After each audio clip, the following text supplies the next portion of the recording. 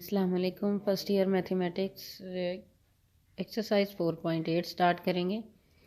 Students 4.8 से पहले जितनी भी हमने क्वाड्रेटिक इक्वेशंस पढ़ी हैं वो सिंगल वेरिएबल में थी, यानी सिर्फ उसमें एक ही वेरिएबल आता था, हम उसको सॉल्व कर सकते हैं। अब हम क्वाड्रेटिक इक्वेशन इन 2 वेरिएबल्स पढ़ेंगे। ये जिस तरह से है, हमारे पास एक equation x square minus x y plus y square equal to 13। जब 2 वेरिएबल्स में इक्वेशन दी गई हो तो उसको सॉल्व करने के लिए हमें 2 ही इक्वेशंस चाहिए होती हैं। ऐसे नहीं हो सकता कि हम इसी के फैक्टर्स बना के या कुछ और फार्मूला अप्लाई करके हम इसको सॉल्व कर सकें। हमारे पास इसके साथ एक और इक्वेशन चाहिए होगी इसको सॉल्व करने के लिए। वो लीनियर भी हो सकती है, क्वाड्रेटिक भी हो सकती है। यहाँ पर स्टूडेंट्स मैं आपको दोनों एग्जांपल्स करवाऊंगी। ये एग्जांपल्स आपके सिलेबस में नहीं है, सिर्फ समझाने के लिए हैं। इसके बाद जो क्वेश्चंस हैं वो इन्हीं 2 एग्जांपल्स की तरह होंगे। 6 क्वेश्चन है एक्सरसाइज में से आपके सिलेबस में। Let's see example 1। X plus y equal to 7 ये लीनियर इक्वेशन है। X square minus x y plus y square equal to 13 ये क्वाड्रेटिक इक्वेशन है। पहली में वेरिएबल की डिग्री 1 है और दूसरे में 2 है, इसलिए इनको लीनियर और क्वाड्रेटिक कहा गया। तो फर्स्ट इक्वेशन में से हम क्या करेंगे, किसी एक वेरिएबल की, ये आपकी मर्ज़ी है, एक्स की वैल्यू निकाल लें या वाई की निकाल लें, जौन सी आपको इजी लगती है वो निकाल के दूसरी इक्वेशन में पुट कर देनी है।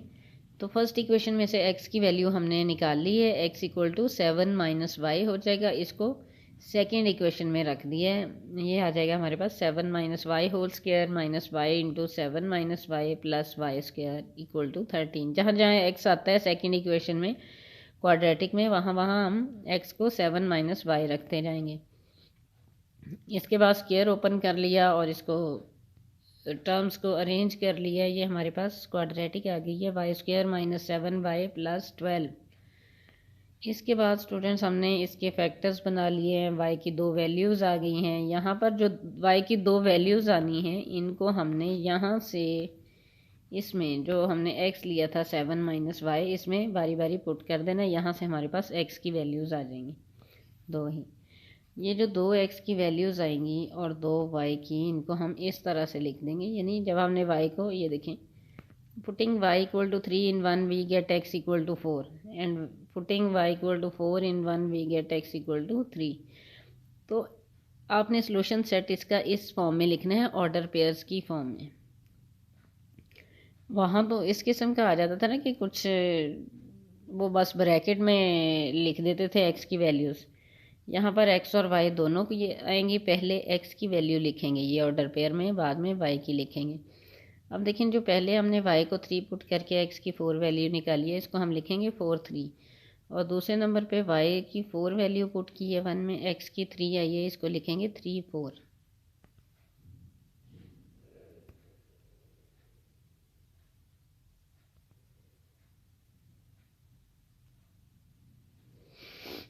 हाँ जी, 2 quadratic equations in which x y term is missing and the coefficient of x square and y square are equal give a linear equation by subtraction. ये बच्चों नेक्स्ट एग्जांपल के लिए दिया गया है कि 2 क्वाड्रेटिक इक्वेशंस जिसमें एक्स वाई प्रोडक्ट जिस टर्म में आता होगा ये नहीं होगी।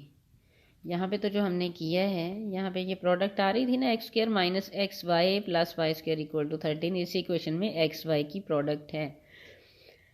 तो इस तरह की क्वाड्रेटिक इक्वेशंस जिसमें एक्स वाई वाली टर्म मिसिंग होगी, दोनों इक्वेशंस इस टाइप की होंगी कि उसमें एक्स स्क्वायर आ रहा होगा, वाई स्क्वायर आ रहा होगा, लेकिन एक्स वाई नहीं होगा।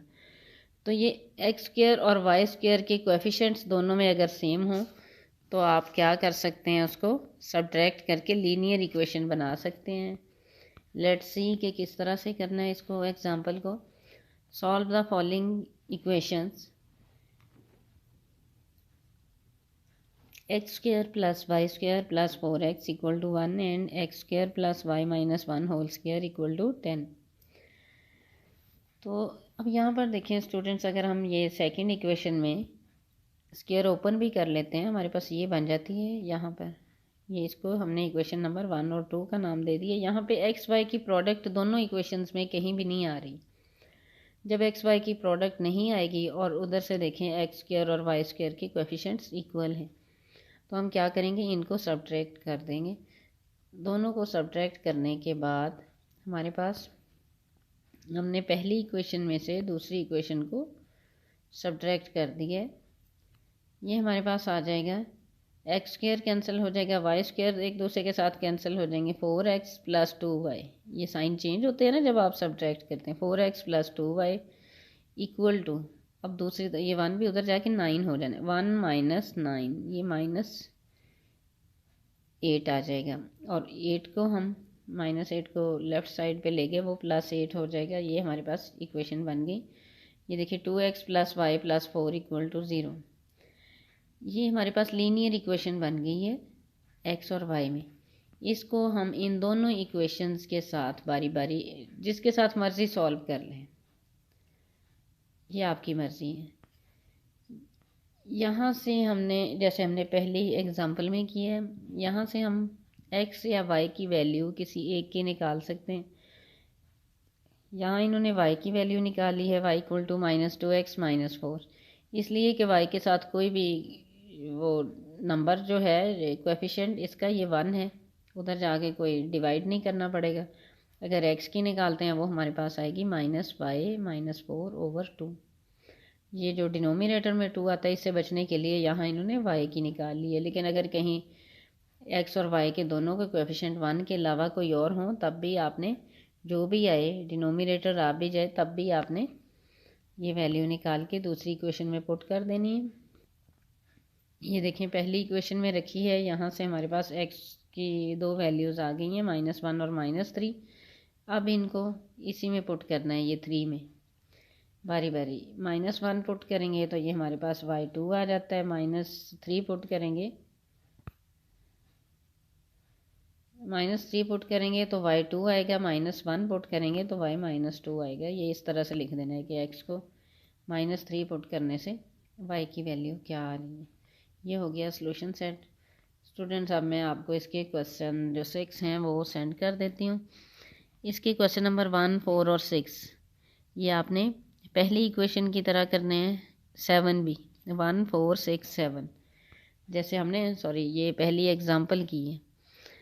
इसमें एक लीनियर इक्वेशन दी गई है, दूसरी क्वाड्रेटिक है। पहली वाली इक्वेशन से x या y जिसका आपका दिल करता है वो वैल्यू निकाल के दूसरी में पुट कर दें, और वो y में या x में जो भी 2 वैल्यूज़ आ जाएंगी उनको दोबारा पहली इक्वेशन में रखेंगे। इस तरह से सॉल्व करना है।